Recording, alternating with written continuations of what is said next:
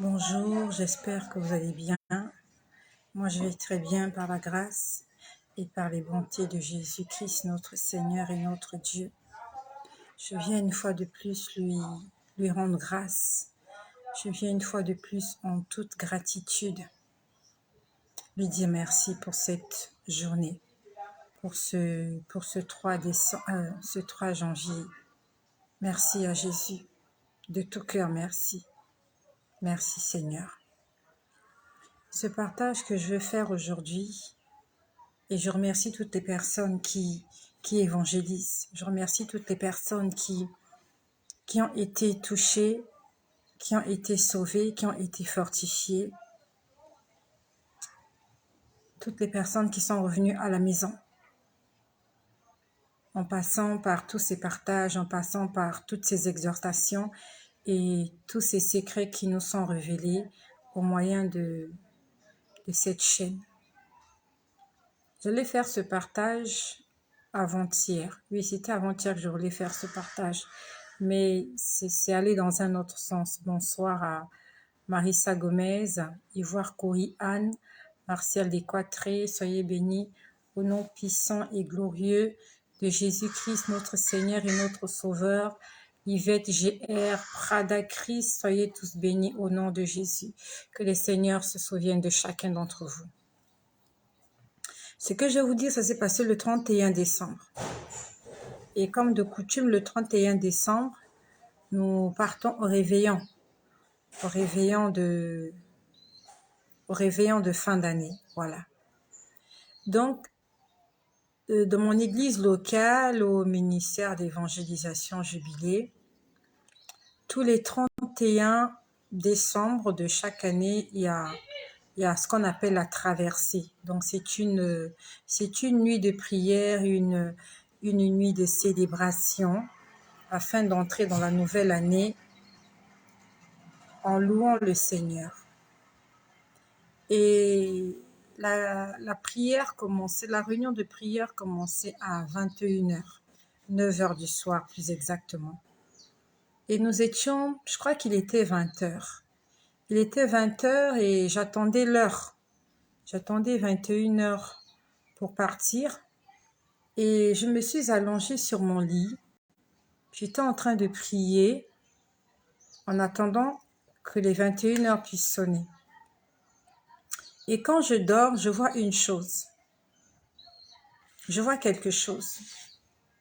Je vois, premièrement, je me retrouve quelque part. J'aimerais te dire que tu es esprit. Avant d'être chair et sang, tu es d'abord esprit. Avant d'être un être humain, tu es d'abord un être spirituel. Et la vraie vie, c'est la vie spirituelle d'abord. La vie physique vient en second lieu. Les choses capitales et primordiales se passent d'abord dans le spirituel.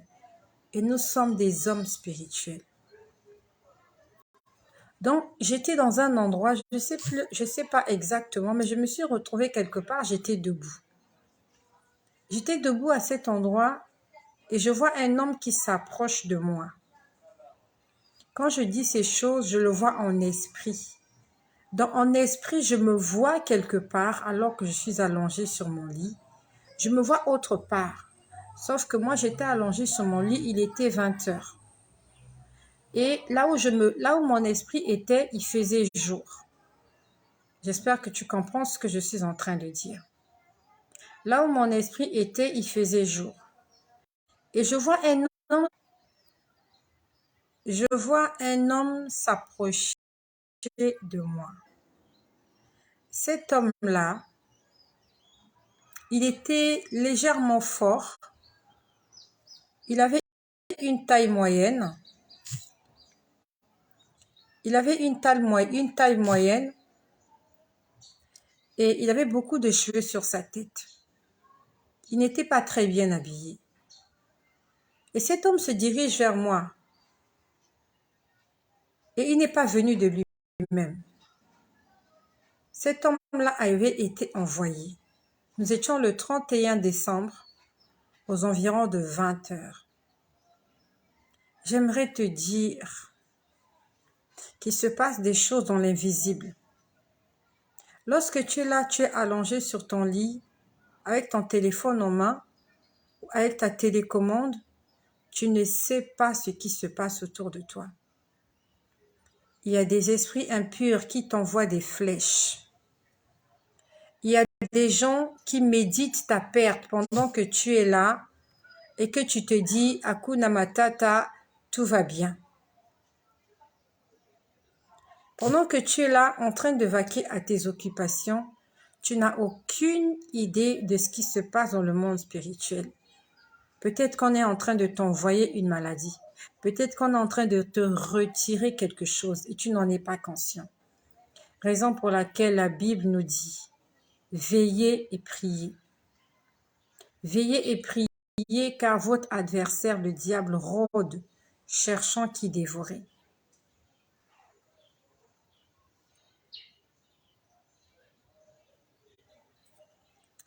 Un homme se rapproche de moi. Donc mon corps physique était allongé, mais mon esprit était debout. En fait, ce corps, je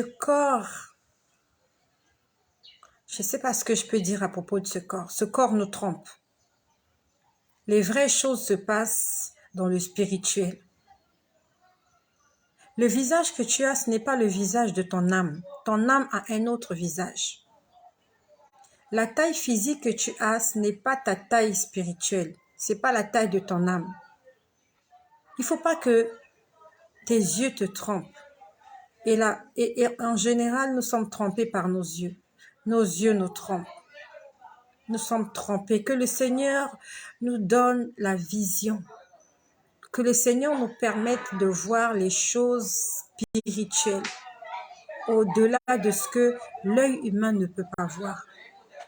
À ce moment-là, ton entendement va changer. Ta façon de prier va changer. Ta façon de louer et d'adorer Dieu vont changer lorsque tu commenceras à prendre connaissance de ce qui se passe dans le spirituel. Il se passe beaucoup de choses. Beaucoup de choses. Tu peux être là, sur ton balcon, et il ne se passe rien de spécial. Mais dans le monde spirituel, il se passe des milliards de choses pendant que toi, tu es en train de voir les voitures passer à travers ton balcon. Pendant qu'à travers ton balcon, tu vois les enfants jouer au parc. Dans le monde spirituel, il se passe des choses incroyables. Sortons de notre sommeil spirituel, sortons de la distraction. Donc, mon esprit était debout quelque part, ou je ne sais pas. Je vois un homme s'approcher de moi et on avait envoyé cet homme-là.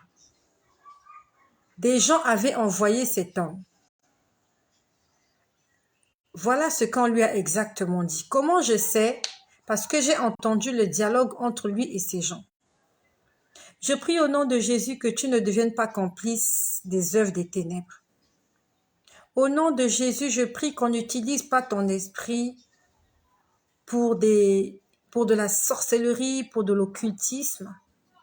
Au nom de Jésus, je prie que tu ne sois pas utilisé comme un bouc émissaire, comme un esclave dans le monde de la sorcellerie.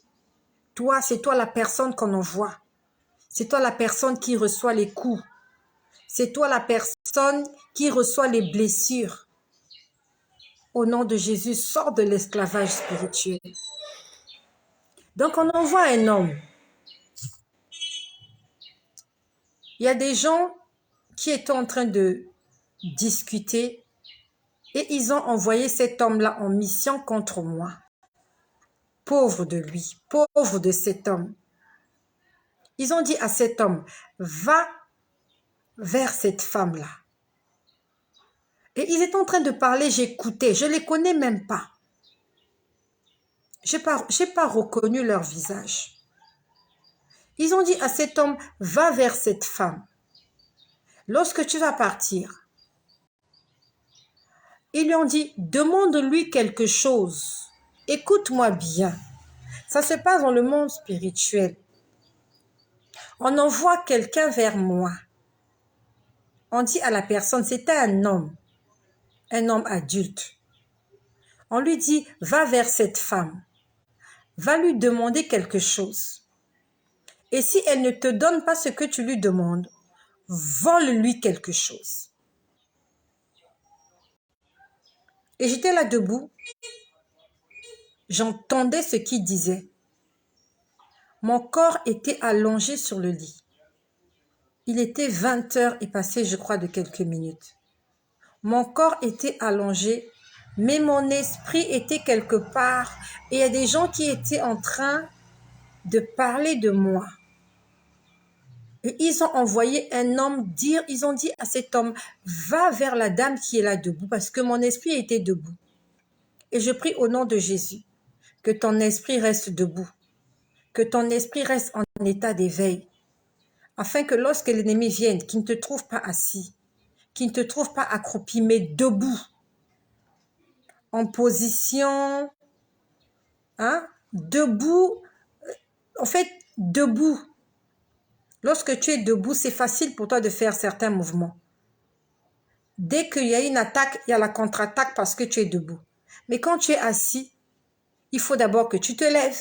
Déjà, quand tu es assis, ta taille est inférieure à la taille de tes adversaires. Et tu ne peux pas vraiment te défendre comme il le faut si tu es assis. Pire encore si tu es couché ou si tu es accroupi. On doit être debout, debout dans la prière. On a dit, va voir, on lui a dit, va vers cette femme-là. Va lui demander quelque chose.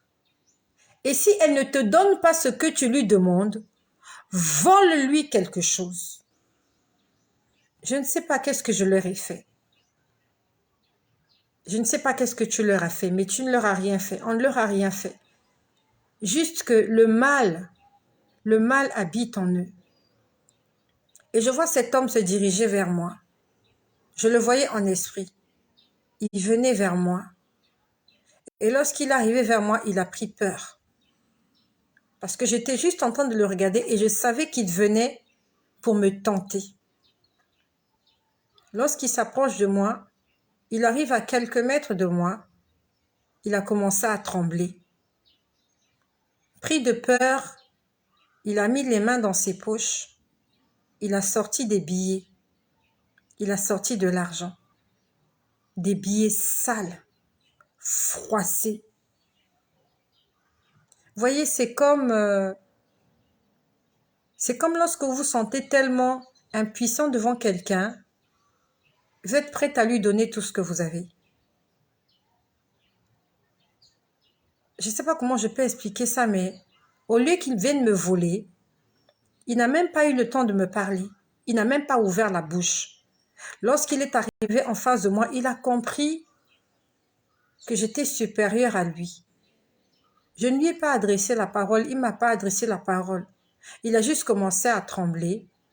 Il a mis ses mains dans les poches et il a sorti beaucoup d'argent dans ses mains comme ça. C'était de l'argent sale et froissé. Il était en train de me dire, prends cet argent.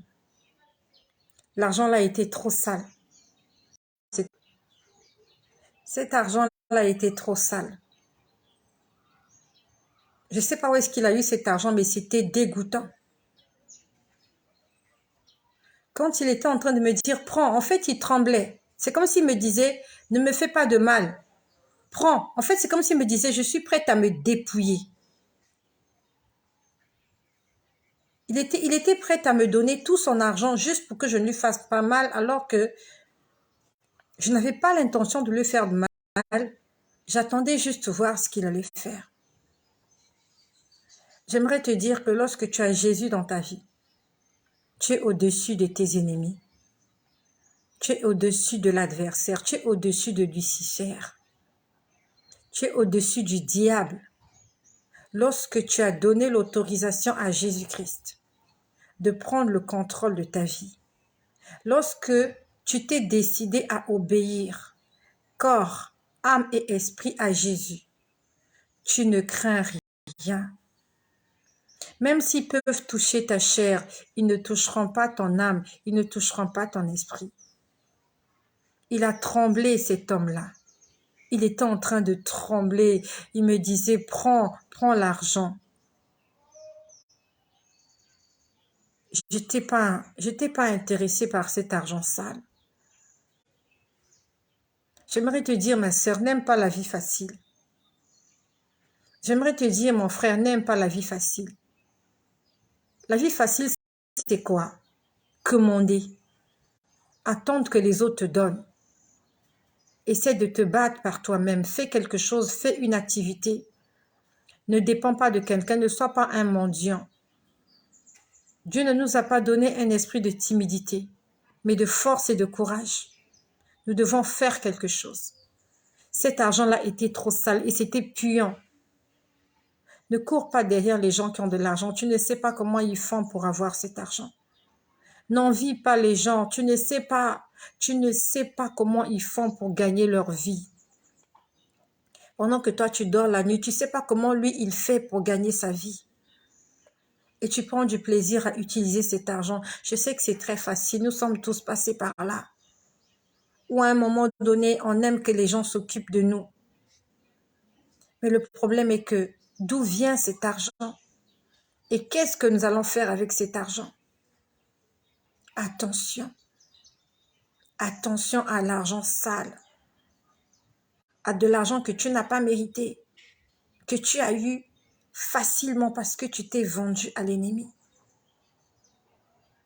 Et quand j'ai vu ça, je reviens en moi-même, je commence à chasser l'esprit de vol.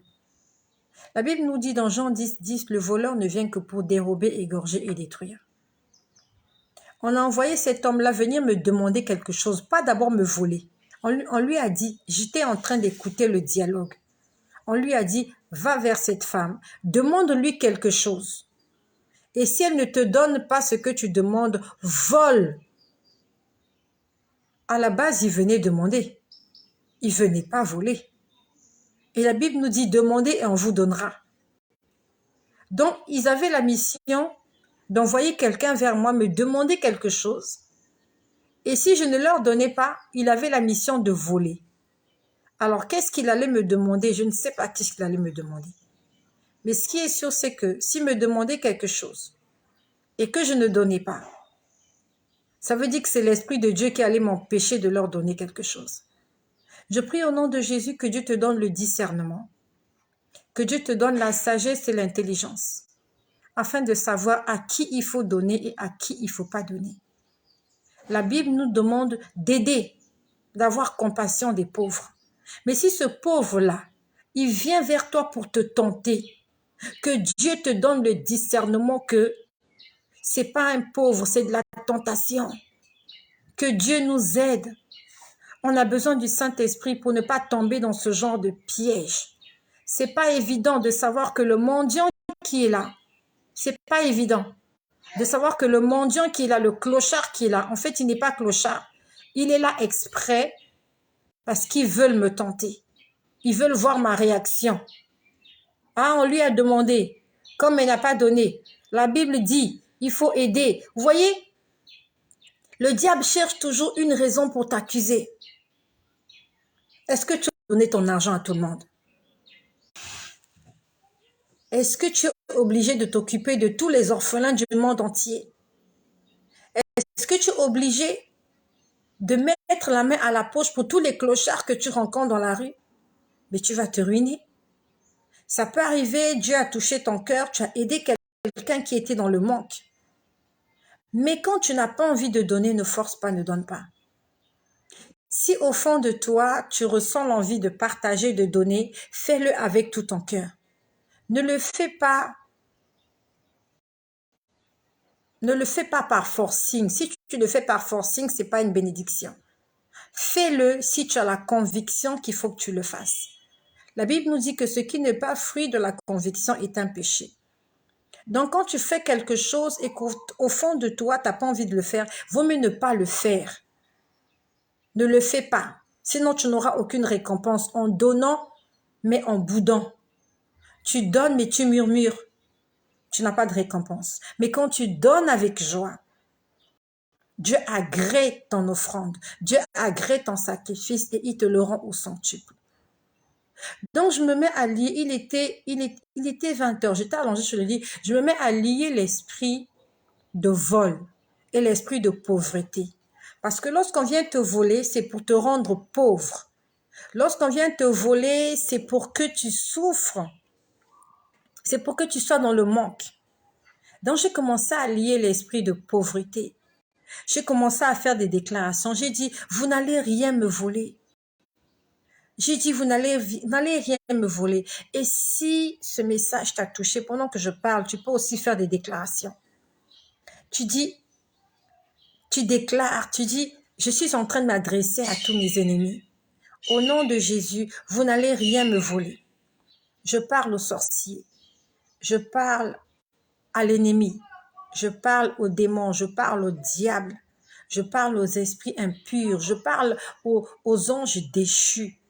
Vous n'allez rien me voler, ni dans ma vie, ni dans celle de mes enfants, ni dans mon foyer, dans la vie de mon époux, dans la vie de mon épouse, dans mes entreprises, dans mon travail, dans mon ministère, en ce qui concerne ma santé, mon avenir. Vous n'allez rien me voler. Parce que tout ce que j'ai reçu sur cette terre, c'est Dieu qui me l'a donné. Et Dieu me l'a donné gratuitement. J'ai rien payé pour cela. Et toi, Satan, toi, Lucifer, tu n'as pas le droit de venir voler ce que mon Créateur m'a donné. Je t'interdis de toucher à un seul iota de ce que mon Créateur a mis à ma disposition. Fais cette déclaration. Et quand je suis en train de faire cette déclaration, mon esprit se retrouve encore quelque part. J'aimerais que Dieu te donne cette possibilité-là de voir le monde spirituel, de voir ce qui se passe de l'autre côté. Que le Seigneur te révèle les plans de tes ennemis. Lorsque tu connais le plan de tes ennemis, l'ennemi devient faible parce que tu sais exactement là où il faut frapper. Lorsque tu connais la tactique, le plan d'attaque de l'ennemi, ça affaiblit ton ennemi. Pendant que peut-être que tu es en train de prier pour le mariage, Dieu veut que tu pries contre l'esprit de maladie.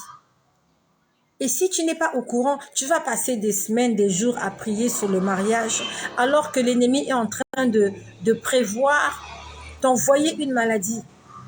Mais quand Dieu te le montre, c'est une arme efficace parce que tu sais là où il faut frapper. Et tu sais que là maintenant, ils veulent porter atteinte à ma santé. Tu te mets à frapper exactement au bon moment. Et là, tu deviens victorieux. Mais si tu te mets à prier pour un sujet alors qu'il y a un autre sujet là, alors qu'il y a un problème qui est en train d'arriver, que Dieu te donne, premièrement, l'esprit de sagesse, d'intelligence. Sois rempli de l'esprit de Dieu. Et que Dieu te révèle les plans cachés, les programmes de tes ennemis dans ta vie. J'ai appris à ne pas forcer les sujets de prière. Lorsque je me mets à prier, je commence d'abord à adorer le Seigneur. Et s'il y a un sujet qui monte dans mon cœur, je commence à prier au sujet de cela. Mais après, c'est Dieu qui me dirige. C'est Dieu qui me guide. Il me montre ça. Quelqu'un qu'on veut voler. Là, je chasse l'esprit de vol. Je chasse l'esprit de pauvreté. Je vois quelqu'un qui veut tomber. Je dis, Seigneur, que cette personne ne tombe pas. Et si cette personne-là tombe, Seigneur, qu'elle se relève. Si je vois des excréments, ça veut dire c'est la malédiction. Excréments, c'est malédiction. On est en train de te maudire. Lorsque c'est comme ça, tu dis, tu repousses. Tu dis, loin de moi la malédiction, loin de moi la malchance, loin de moi tout esprit de blocage. Je refuse cela. Comment on peut te jeter des excréments? Comment les excréments, c'est pour aller dans les lieux secrets, dans les abîmes? Comment on peut te jeter des excréments? Comment on peut cracher sur toi? Dès que tu vois ça, tu réprimandes, tu chasses. Si tu vois en vision ou en songe qu'on est venu te voler quelque chose, c'est qu'on veut te voler quelque chose. tu t'appropries, tu déclares, tu dis, vous n'allez rien me voler. Vous n'allez ni voler ma vie, ni ma bonne santé, ni mes enfants, ni ma maison, ni mon mariage, ni mes affaires, ni mes entreprises, ni mes économies, ni mon travail. Tu déclares parce qu'on veut te voler quelque chose, qu'importe ce qu'on veut te voler. Ne cherche pas ce qu'on veut te voler. Dis juste, vous n'allez rien me voler. Parce qu'il y a beaucoup de choses que tu as. Peut-être que c'est ton avenir. Peut-être que c'est une bénédiction que tu auras demain. Tu ne l'as pas encore, mais eux, ils veulent déjà voler. Que le Seigneur nous donne cette intelligence-là. De savoir comment prier. Lorsque je vois ça, qu'est-ce que ça signifie? Comment je prie? Que le Seigneur t'ouvre les yeux. Donc, j'étais en train d'intercéder contre l'esprit de vol. J'étais en train de leur dire, vous n'allez rien me voler. J'ai dit, nous sommes au dernier jour de l'année. Je suis en train d'attendre que les promesses de Dieu se réalisent dans ma vie. Et vous voulez venir me voler. Même pas vous voulez venir me voler, mais vous voulez d'abord me tenter. Puisqu'on disait au monsieur, va lui demander quelque chose. Et si elle ne donne pas, donc il y a une condition. Mais si j'avais donné, qu'est-ce qu'ils allaient faire? Si j'avais donné, qu'est-ce qu'ils allaient faire? Satan cherchera toujours quelque chose contre toi. Même quand tu lui as fait plaisir. Même quand tu lui donnes. Même quand tu vas donner à Satan. Il va dire, mais je voulais la tenter. Je voulais voir si elle ne donne pas, j'allais porter atteinte à sa vie. Mais même le fait que tu as donné, il va dire, mais oui, mais pourquoi elle a donné? Elle a donné pourquoi? Que tu fasses bien ou que tu fasses mal, Satan aura toujours une raison de t'accuser. Donc, j'étais en train de lier l'esprit de vol et de pauvreté. J'étais en train de faire des déclarations. C'était le 31 décembre. Aujourd'hui, nous sommes le 3. En priant, je me retrouve quelque part d'autre. Et là, maintenant, je ne sais plus si j'étais assise ou quoi, mais je vois quelque chose sur ma gauche. J'ai vu quelque chose sur ma gauche. Il y avait un sac en tissu. Ce sac était de couleur vert foncé. Il faisait jour dans cet endroit. Alors que là où j'étais allongée et il faisait nuit, mais mon esprit était quelque part et il faisait jour. Je vois quelque chose sur ma gauche. C'était posé quelque part. Et à l'intérieur de ce sac vert, je vois quelque chose bouger. Il y avait quelque chose qui bougeait à l'intérieur. Et cette chose-là a sorti sa tête. J'ai vu la tête. C'est un grand varan. Tu connais le varan? En d'autres termes, on l'appelle le dragon de Komodo, le varan. C'est un gros lézard, très, on va dire, comment je peux dire? Il a comme, bon, il n'a pas un venin, mais sa bouche est très toxique. Et il peut même tuer un être humain, en fait. C'est un gros lézard. Il peut tuer un être humain. Il peut tuer quelqu'un. Parce qu'il a des dents, il a des dents très véraces, et dans sa gueule, il a toutes sortes de bactéries. Donc, s'il te mord, il va te transmettre des milliards de bactéries et tu peux même perdre ce membre-là qu'il a mordu. Un varan. Donc, je vois un varan. En termes plus faciles, le dragon de Komodo. Il a un cou qui pend comme ça.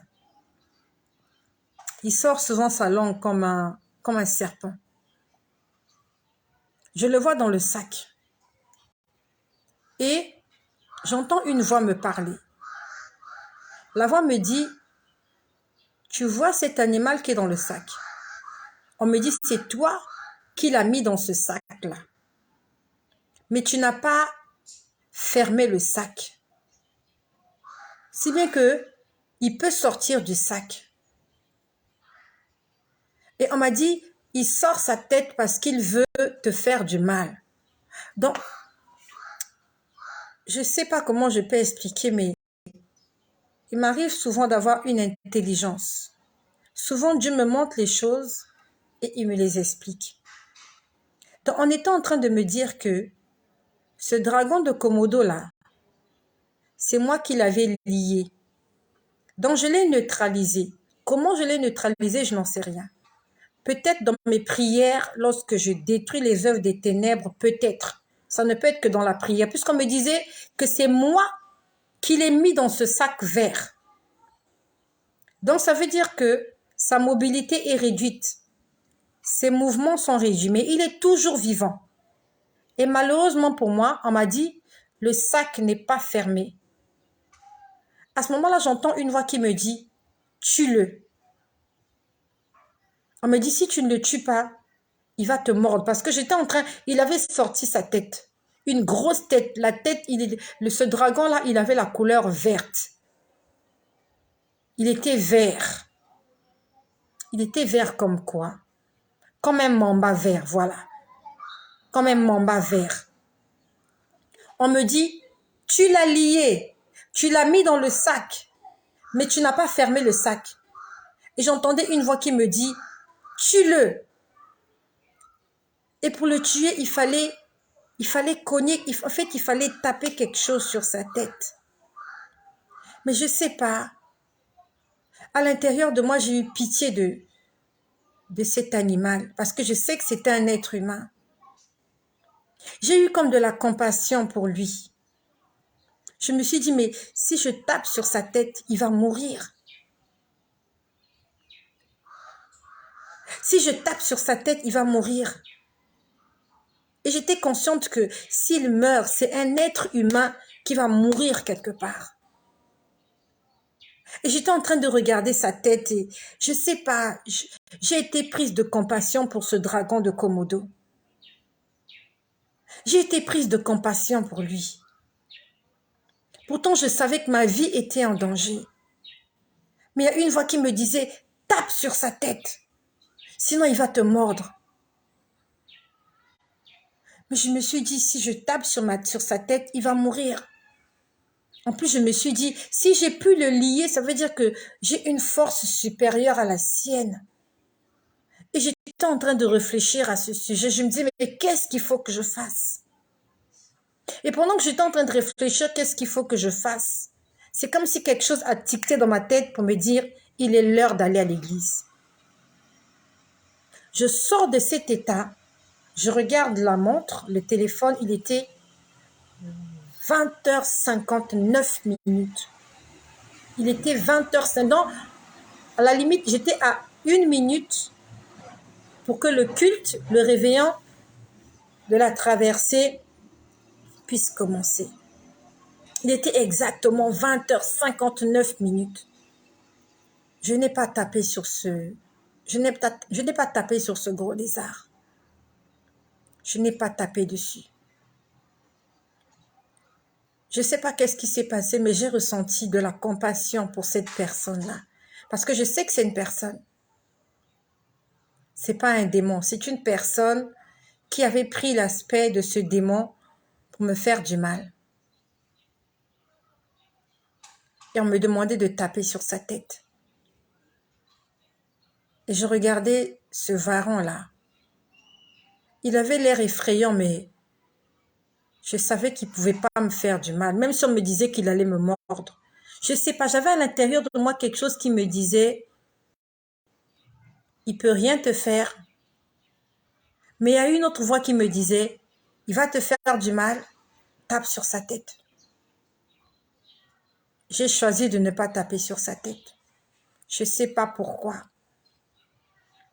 Je ne sais pas pourquoi. Tous nous aimerions que nos ennemis puissent mourir, n'est-ce pas? Tous, on veut que nos ennemis puissent périr. Je crois que mon Dieu est assez fort. Je crois que mon Dieu est assez grand pour tuer lui-même mes ennemis. Dieu est fort. Dieu, il est tout puissant. C'est pas à moi de les tuer. Dieu va s'occuper d'eux. Moïse avait une mission, d'aller sortir les enfants d'Israël d'Égypte. Moïse n'avait pas la mission de demander au peuple hébreu de se battre contre les Égyptiens. Il n'avait pas pour mission d'aller leur demander de fabriquer des épées. Ce qui est arrivé à Pharaon et à son armée, c'est Dieu lui-même qui s'est occupé de ça. Je suis contre ceux-là qui disent qu'il faut tuer ceux-là qui ne sont pas sur la même longueur d'onde que toi. Peut-être que tu es musulman, tu es chrétien ou tu es bouddhiste ou je ne sais pas ce que tu es. Et qu'on t'a dit que les autres ne méritent pas la vie, qu'ils doivent mourir. Est-ce que c'est à toi de faire ce boulot-là, de tuer tous ceux-là qui ne croient pas en ce en quoi toi tu crois? Où est donc ton Dieu? Où est donc ton Dieu? Mon Dieu, il est puissant. Il va s'occuper de mes ennemis. Il arrive que dans mes prières, que je frappe, que je cogne, mais le 31 décembre, à 21h moins 1 minute, je n'ai pas voulu faire du mal à mon ennemi. J'ai eu pitié de mon ennemi. Peut-être que mon ennemi est manipulé. Mon ennemi ne sait pas ce qu'il fait, comme Jésus l'a dit à la croix. Pardonne-leur car ils ne savent pas ce qu'ils font. J'aimerais que nous puissions nous laisser guider par le Saint-Esprit et non par nos pulsions et non par notre moi. Parce qu'il paraît que le moi est haïssable. Tout ce que le moi dit, c'est pas bon. Mais tout ce que Dieu dit est bon. Parce que l'homme a toujours tendance à tirer la corde de son côté, tirer le drap de son côté, tirer la raison de son côté. Mais est-ce que tu as raison de toujours tirer tout de ton côté? Soyons guidés par l'Esprit de Dieu. Soyons guidés par l'Esprit Saint. Ça s'est passé le 31 décembre, le dernier jour de l'année. Ils ont envoyé quelqu'un me tenter. Et ils ont demandé à cette personne-là d'essayer de me voler. Mais cette personne n'a pas pu. Et on m'a montré quelqu'un d'autre qui était dans un sac. Mais le sac n'était pas fermé. Donc ça veut dire que j'ai lié cette personne et je n'ai pas souhaité sa mort. Cette personne vit encore. Il y a quelqu'un, où il y a des gens, il n'y a même pas quelqu'un, il y a des gens quelque part qui veulent ma mort.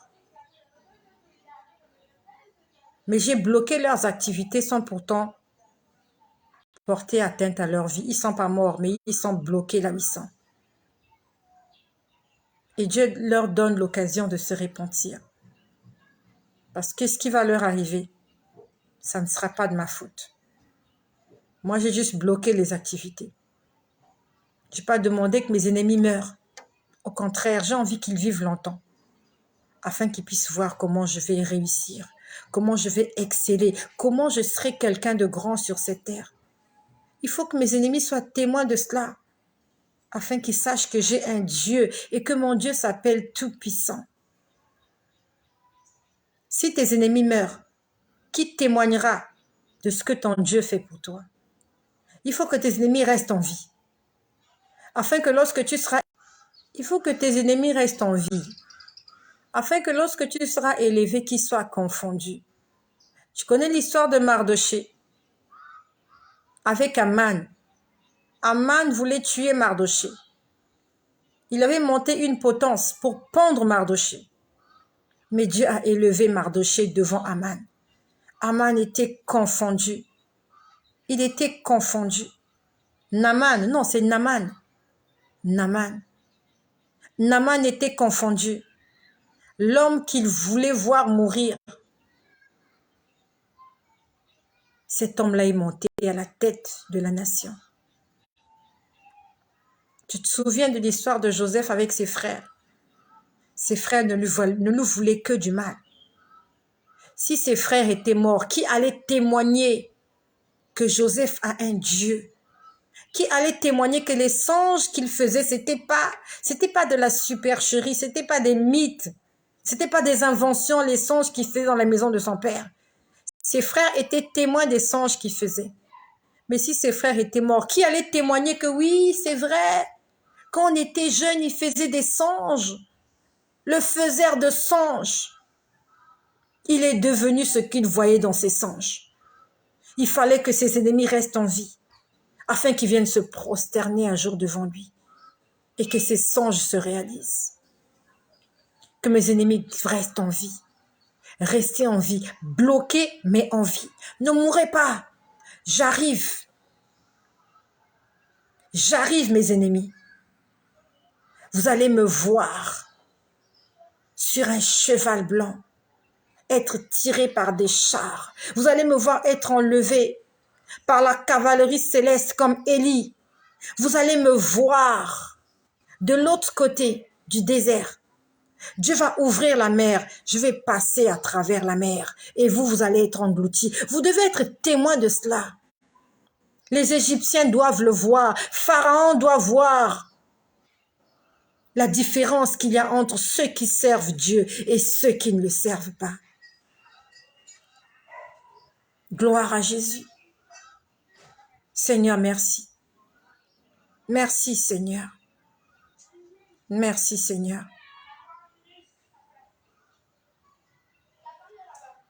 Qui est Mahomet? Mohamed.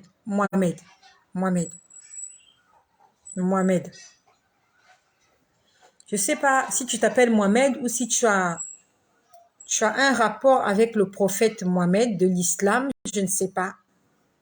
Mais j'ai vu dans mon esprit quelqu'un qui a un rapport avec Mohamed. Tu n'es pas chrétien. Tu n'es pas chrétien, tu ne crois pas en la Bible. Je suis en train de parler à quelqu'un. Tu ne crois pas en la Bible, tu ne crois pas que Jésus-Christ est le Fils de Dieu, si ce n'est qu'un prophète comme cela l'est dit dans l'islam. Et tu as des problèmes avec tes oreilles. Tu n'entends pas bien d'une oreille. Si tu es là, c'est parce que tu entends, mais tu n'entends pas bien. Peut-être qu'il s'agit de toi ou de quelqu'un que tu connais. Cette personne a des problèmes avec ses oreilles. Et cette personne, c'est un homme. Même si cette personne, c'est pas toi, j'aimerais que tu puisses prendre ta bénédiction. J'aimerais prier pour les malades aujourd'hui. L'onction est là. Le Seigneur veut guérir quelqu'un qui a des problèmes avec une oreille. Tu entends d'une oreille. L'autre oreille, tu n'entends pas. Tu n'es pas chrétien. Tu n'es pas chrétien. Tu ne crois pas en Jésus. Jésus-Christ va te guérir aujourd'hui. Afin que tu saches qu'il est au-dessus de la médecine. Afin que tu saches que Jésus est au-dessus des marabouts que tu as consultés jusque-là. Et de tous les prophètes que tu as consultés. Je ne sais pas s'il s'agit de ton mari. S'il s'agit de ton frère ou de ton fils. Qui a des problèmes avec son oreille. Il y a une oreille qui n'entend pas. Et je répète, vous n'êtes pas des chrétiens. Vous n'êtes pas chrétien. Je suis en train de parler à quelqu'un qui n'est pas chrétien. Et même si cela ne correspond pas à ta description, ça veut dire que l'onction de la guérison est disponible aujourd'hui. Donc, si c'est pour toi, prends-le. Moi, j'ai vu quelqu'un chrétien. Mais moi, j'ai vu quelqu'un qui n'est pas chrétien. Et Dieu veut confondre cette personne qui ne croit pas en Jésus. Mais même si ce n'est pas toi, si c'est disponible pour cette personne, la guérison, ça veut dire que la guérison est aussi disponible pour toi. Le Seigneur m'a montré dans mon esprit quelqu'un qui a des problèmes. C'est une jeune fille. Tu n'es pas encore mère. Tu as des problèmes avec ton bas-ventre. Tu n'as pas encore d'enfant. Ton bas-ventre te fait souvent mal. Et si ça te fait pas mal, ça veut dire que dans quelques années, tu auras mal au ventre. Une jeune fille, tu n'es pas mère. Tu n'es pas mère. Tu es encore sur la responsabilité de tes parents. Mais je vois, j'ai vu ton ventre, au niveau de ton ventre. Le Seigneur veut guérir quelqu'un aujourd'hui. Quelle que soit la maladie que tu as, tu vas guérir aujourd'hui. Je vais prier pour toi. Si le Seigneur me l'a montré, c'est parce qu'il veut opérer un miracle dans la vie de quelqu'un. Je ne sais pas de quoi tu souffres. VIH, hépatite, cancer, je sais pas moi, quelle maladie tu as. Qu'importe le nom qu'on a donné à cette maladie. Au nom de Jésus, je vais prier pour toi. J'aimerais que tu poses la main là où tu as mal. Pose la main là où tu as mal. Et s'il s'agit de ton enfant, pense à ton enfant. Si ton enfant t'a dit qu'il a des maux de tête, si tu peux le prendre, prends-le. Si c'est pas possible que tu le prennes, imagine juste que l'enfant est dans tes bras et que tu es en train de poser tes mains sur la tête de l'enfant. S'il y a quelqu'un qui est à l'hôpital que tu connais, prie pour cette... s'il y a quelqu'un, il y a quelqu'un qui est à l'hôpital que tu connais, pendant que nous allons prier, pense à cette personne-là. Déclare que cette personne-là est guérie. Le Seigneur veut guérir quelqu'un aujourd'hui. Et cette personne, c'est toi. Père éternel, Seigneur Jésus, je te remercie pour ce 3 janvier. Merci pour la vie que tu nous as donnée. Merci pour le mouvement et l'être. Merci Seigneur pour ton assistance, pour ta guidance. Merci Seigneur pour le pardon de nos péchés. Merci pour l'onction du Saint-Esprit qui va se manifester maintenant. Seigneur, dans ta parole, tu as dit à tes disciples qu'il était avantageux que tu partes, afin que le Consolateur, le gage pour notre salut, qui descende et qui se manifeste pleinement dans nos vies. Seigneur Jésus, dans ta parole, tu as écrit, voici les miracles qui accompagneront ceux qui auront cru. Seigneur Jésus, tu as dit en mon nom, vous imposerez les mains aux malades et les malades seront guéris. Seigneur, tu as dit dans ta parole, voici, je voyais Satan tomber du ciel comme un éclair.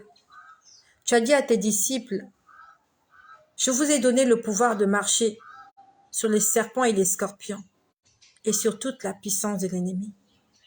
Seigneur, tu as ajouté que rien ne pourra nous nuire. Seigneur, en cet après-midi du 3 janvier, je prie pour cette personne qui m'écoute, ou en direct ou en différé. Seigneur, que cette personne qui m'écoute, qui a peut-être un ami, un collègue ou un proche à lui qui est malade. Seigneur, je prie pour cet enfant qui est malade. Seigneur, je prie pour cette mère qui cherche la guérison de son enfant. Seigneur, je prie pour ce père qui cherche la guérison de son enfant. Je prie pour toute personne malade, Seigneur. Seigneur, par l'autorité que tu m'as donnée, par l'autorité qui m'est conférée aujourd'hui. Seigneur, je prie que cette personne soit guérie maintenant. Je prie que cette personne soit guérie maintenant. Au nom de Jésus, je m'adresse à cette maladie. Je m'adresse à cette maladie qui te tourmente. Que ce soit depuis des années, ou depuis des mois, ou depuis des jours, ou des semaines, ou des heures. Au son de ma voix, et par la puissance de l'Esprit qui a ressuscité Jésus d'entre les morts, j'ordonne que tu sois guéri. J'ordonne que tu sois délivré. J'ordonne que tu sois restauré. J'ordonne que tu sois béni. J'ordonne que tu sois sauvé. J'ordonne au nom de Jésus que cet esprit te lâche. Que cet esprit te laisse tranquille. Si c'est l'insomnie, je ne sais pas si c'est l'ivrognerie, si c'est la drogue, si c'est le tabagisme, même si c'est un péché que tu n'arrives pas à lâcher, esprit d'adultère, esprit d'impudicité, esprit de mensonge, esprit de vol. Au nom de Jésus, je t'ordonne de libérer la vie de cette personne et ça se passe maintenant. J'ordonne à tous les démons, par la puissance du nom de Jésus, de libérer ton corps, de commencer à sortir les uns après les autres. Quels que soient les orifices par lesquels ils vont sortir. Que par la voie buccale ou n'importe quel orifice, au nom de Jésus, j'ordonne qu'il te libère maintenant. Et que tu sois délivré. Que ce joug qu'on a posé sur ta tête, ce joug qu'on a posé sur ton cou, ce joug qu'on a posé sur ton cou, sur tes pieds, sur tes mains, sur ta poitrine, et qui t'étouffe, et qui t'empêche de respirer, et qui t'empêche d'avoir une bonne santé. Au nom de Jésus, que ce joug tombe maintenant, par la puissance du nom de Jésus. Le Seigneur m'a dit que rien ne pourra me nuire. Et j'ordonne au nom de Jésus que cet esprit cesse de te nuire aujourd'hui. Cet esprit impur cesse de te nuire aujourd'hui, à partir d'aujourd'hui. J'ordonne à tout esprit maléfique de libérer la vie de toutes les personnes qui sont en train de m'écouter. De toutes les personnes qui vont écouter cette vidéo ou l'une des vidéos, que l'onction de la guérison accompagne tous les enseignements que nous recevons ici au nom puissant de Jésus.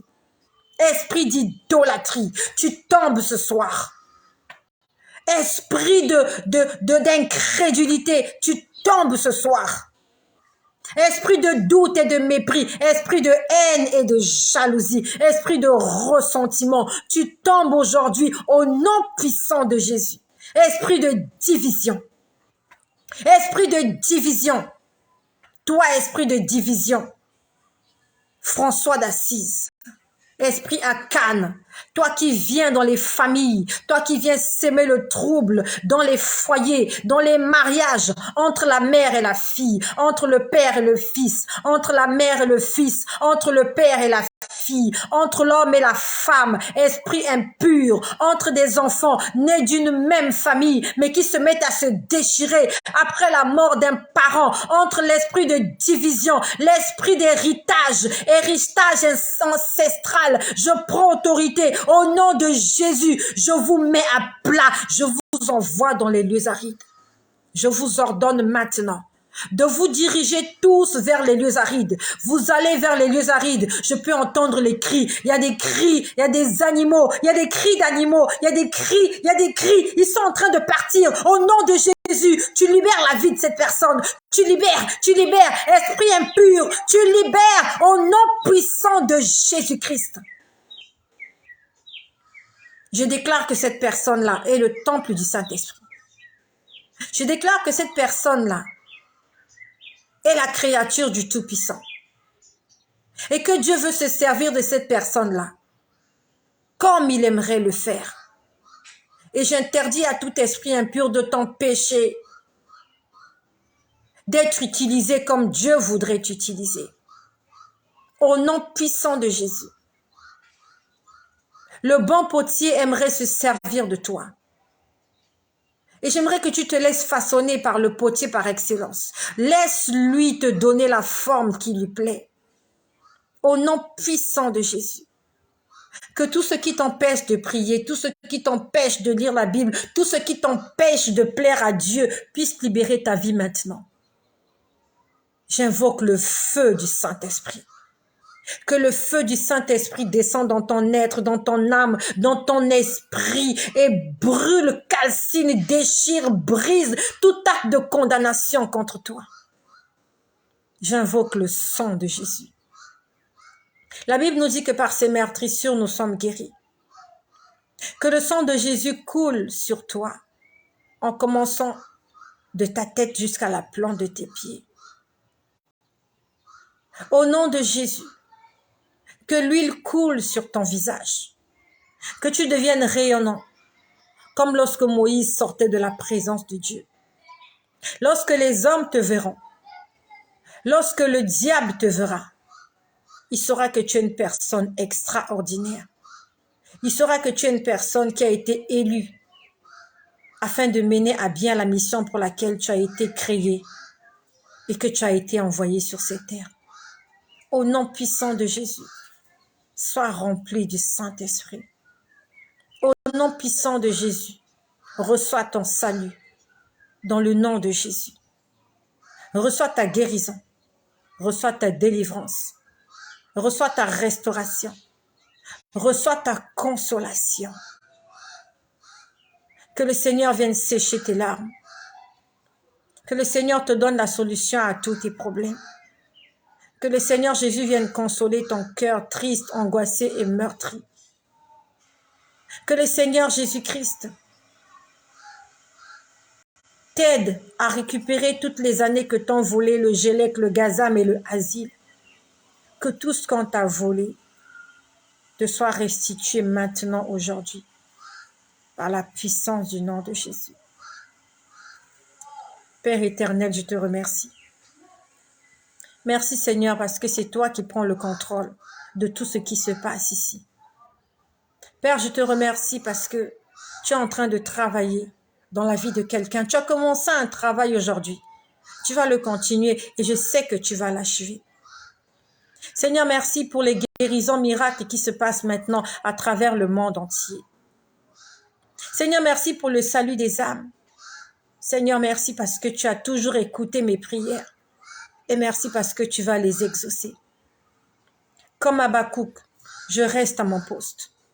Et j'attends que la prophétie se réalise. Comme Habakkuk, je reste à mon poste. Et j'attends que les promesses puissent se réaliser. Gloire à toi, Seigneur, dans la vie de toutes les personnes qui sont là. Merci, Seigneur, de nous avoir tous élus et d'avoir fait de nous un royaume des sacrificateurs pour la gloire de ton Fils Jésus-Christ, qui revient bientôt. Que toute la gloire te revienne, l'honneur, la puissance, l'excellence, les actions de grâce et les acclamations. Amen.